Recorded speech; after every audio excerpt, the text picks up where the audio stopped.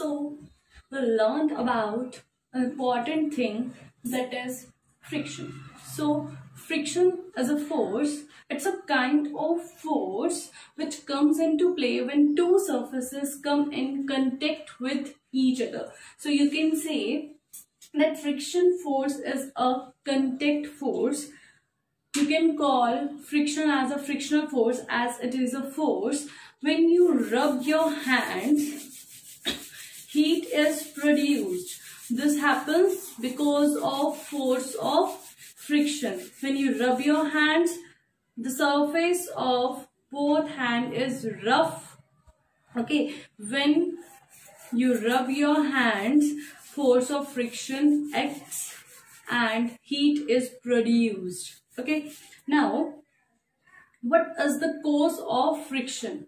Actually, it is caused by the irregularities on the surface in contact with each other. Friction is caused by the irregularities on the surface in contact. As you know, friction force is a contact force and it is caused. It is just occurs only because of the irregularities present on the surface of two bodies that come in contact with each other. So let us take an example. Suppose you have a tennis ball or rubber ball with you. Okay. You see, it seems to you just like it is very soft and smooth. Okay, but when you see this rubber ball or tennis ball with any visual aid or any magnifying glass, okay, you see the irregularities on the surface of ball. These are very minute irregularities on the surface of ball. Okay, this is one surface only. Suppose I name the surface as A. I'm repeating. Suppose you have a tennis ball or rubber ball with you. It seems like it has a smooth surface, but when you see this rubber ball with any visual aid or any magnifying glass, it seems like this. It has small irregularities on its surface. These irregularities are very minute, so you can't see these irregularities with your naked eyes. Okay, this is only one surface. So I'll take another irregular surface here.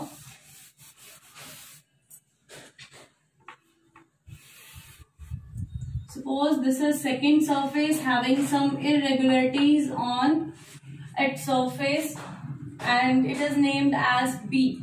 Okay, now these two surfaces, this is A and this is B surface, they are not in contact with each other, so there is no any force of friction between them because they are not in contact with each other. So what happened when they come in contact with each other?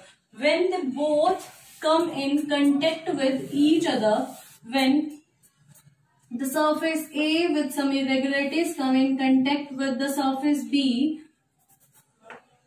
with irregularities in it, then they both get interlocked.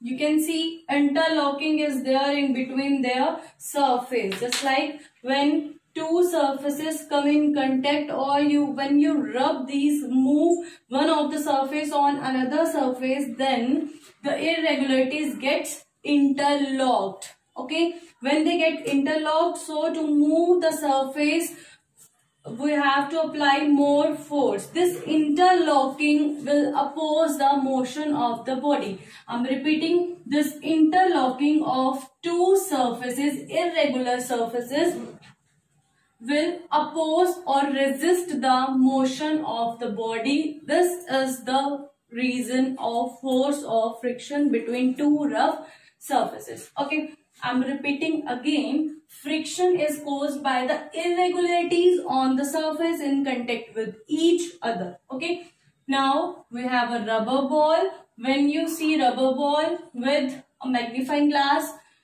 there are minute irregularities on the surface that you can't see with naked eyes. Okay, This is first surface, and when you take second surface, when they are far apart, that is they are not in contact with each other, there is no force of friction between them.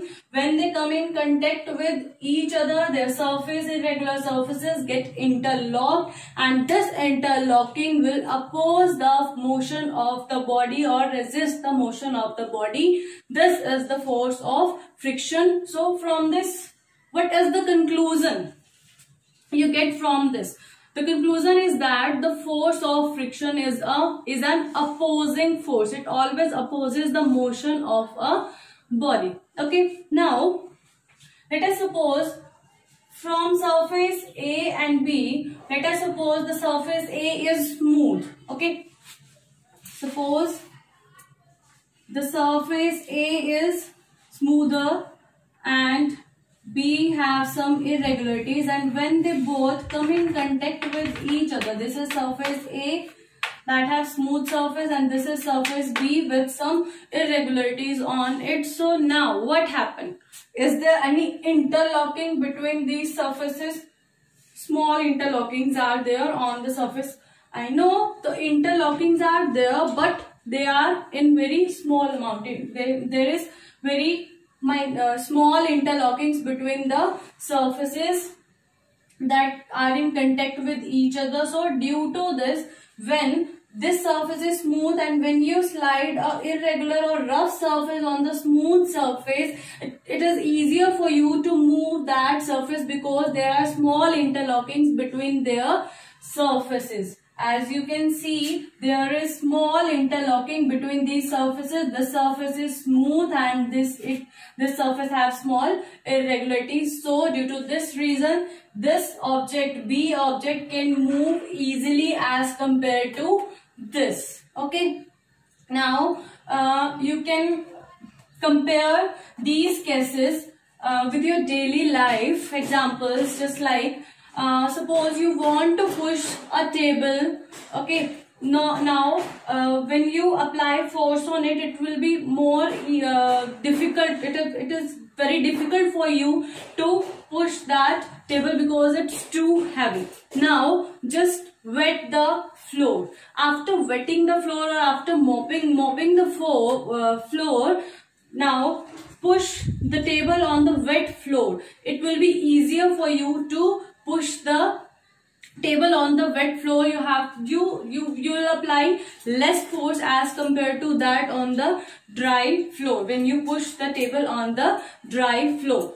First case, when I push the table on the dry floor, their surfaces get interlocked with each other. Due to this interlocking,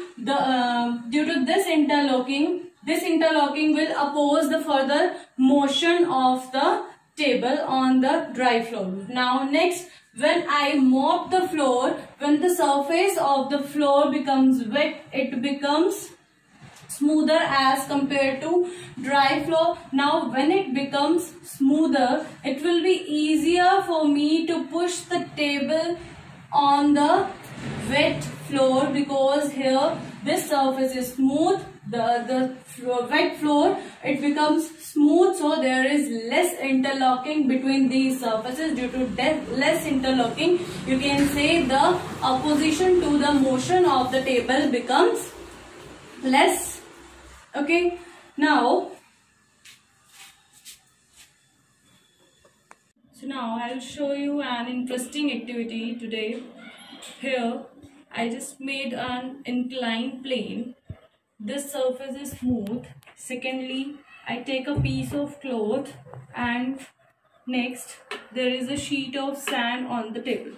Now when I slide this round surface pen on smooth surface, you have to tell me how much distance it covers. It covers this much distance. Now you can measure it by using a centimeter scale, how much distance it covers. So it covers 72 centimeters distance. Now we'll repeat this activity while sliding this piece the pen on the piece of cloth. Now it covers only this much distance. Now just measure this distance. This distance is only 28 centimeters. Okay, now I'll repeat this activity while sliding the pen on the surface of sand. So let us see what we'll observe. It covers this distance only. I measure this distance. This distance is only 17 centimeters. What you have observed? You observe that when I slide the pen on the smooth surface, that is on the table, then it covers more distance. That means this surface is smooth as compared to other two cases, that is cloth or sand. This surface is smooth, that's why the force of friction or the opposing force is less in first case, so that the pen travels larger distance as compared to the two cases. Now second case, in second case, when I place a piece of cloth, then it covers smaller distance as compared to that of first case, because in piece of cloth small irregularities are there. So due to these irregularities, opposing force will become greater. Now in third case, when I place sand on the table, now when I slide the pen, when it passes on the sand, it covers only this much distance. Okay, only 12 centimeter, or you can say 11 centimeter only. This happens because in case of sand, large irregularities are there which opposes the motion of the pen on it. Now students, just look at the surface. I said when there is interlocking between these surfaces, due to this interlocking, the motion of any object is opposed. Okay, now just see here, there is no any proper interlocking between the surface. Proper interlocking is not there.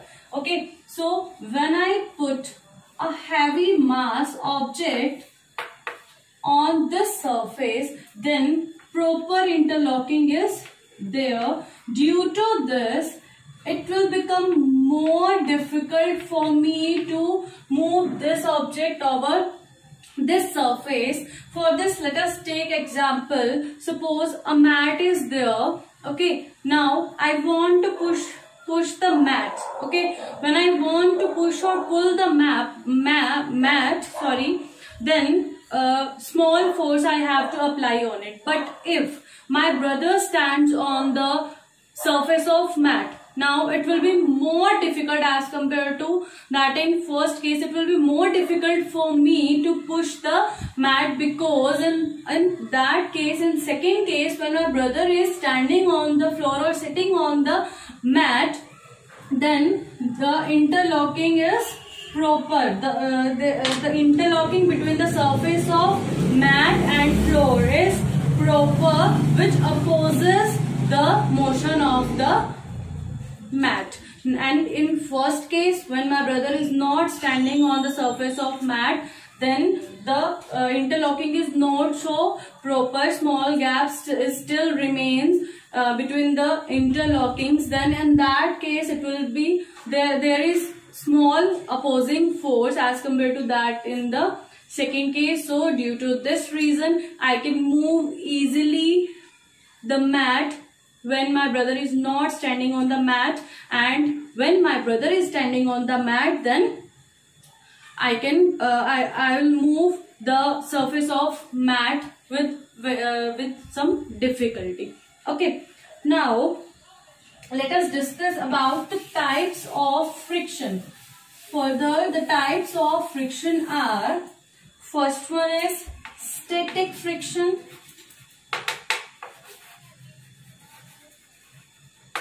second one is limiting friction, and third one is kinetic friction. So in static friction, limiting and kinetic friction. Okay, so we'll understand these terms by taking an example here. Suppose here is a car.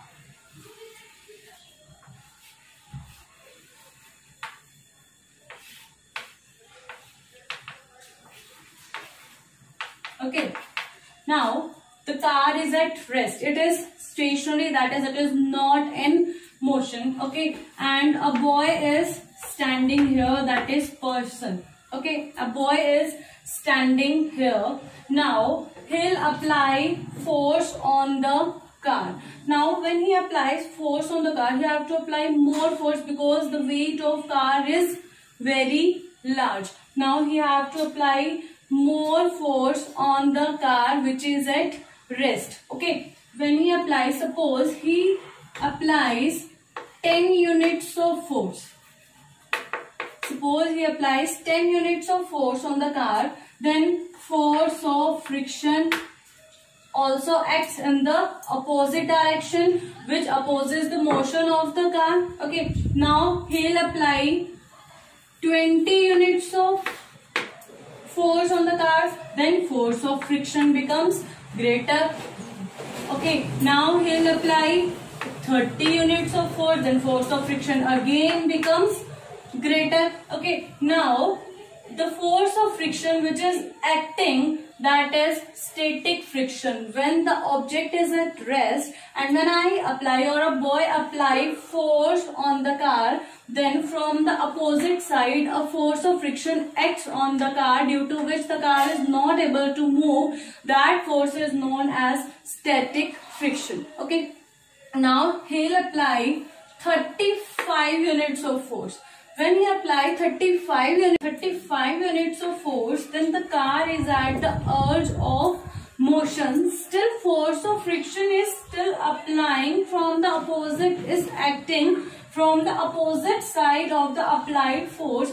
That force of friction is known as limiting friction. I'm repeating, when the car is at rest, a person is applying force from this side, then force of friction is acting along this side. That force is static friction. And when the car is at the edge of motion, it is not in motion, it is at the edge of motion, then the opposing force which is acting on the car from the opposite direction of the applied force, that force of friction is known as limiting friction. Now when the car is in motion, suppose he applied 38 units of force, the person applied 38 units of force, then opposing force acts on the car between the tires. Opposing force will act on the car between tires and the ground, then that opposing force is known as kinetic friction. Okay, so from this what you concluded, that static friction is greater than limiting and limiting friction is greater than kinetic friction. Now now we'll explain more types of friction, that is sliding friction and rolling friction. Okay, so just in our first activity, when I slide a pen, this is sliding friction. Okay, when I take the scale is sliding on the surface. This is sliding friction. When it is moving downwards on the inclined plane, then sliding friction will act in this direction. When the scale is moving down on the inclined plane, then the force of friction that acts is the sliding friction. And when I roll a pen on the surface, on the inclined surface, then the opposing force which acts on the rolling pen is the rolling friction. So just look at the activity. In the activity, I will show you later. In the activity, rolling friction is there. There is a function or use of rolling friction in that activity. So I have bundle of books here with me, and I placed the bundle of books on the table. Now I want to push them so that they can move in this direction. As they are too heavy, so I have to apply more force on the books, and the force of friction is acting in this direction when I applied force in this direction. As I am applying force in this direction, so force of friction acts along this direction. Okay, force of friction is acting along this direction when I am applying force in this direction. As the weight of books is too heavy, so I have to apply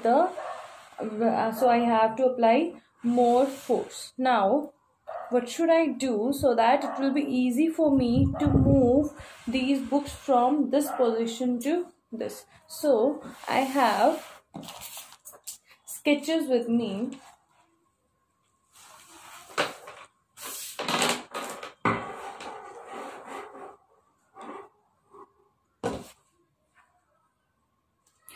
As you can see, the surface of sketches is round. Okay, so here let's see whether it will be easy for me to move the books now or not. Okay,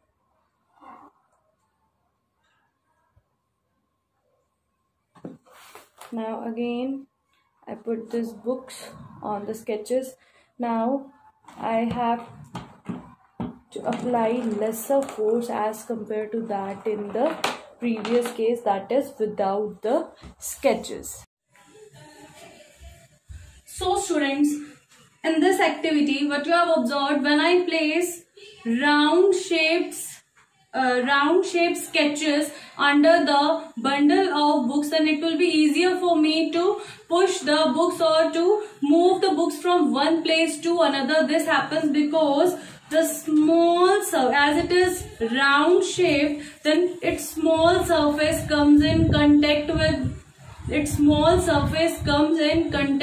the book. So there is small interlocking between this surface and the surface of book. That's why it is easier for me to move the book when I place sketches under the bundle of books. Thank you.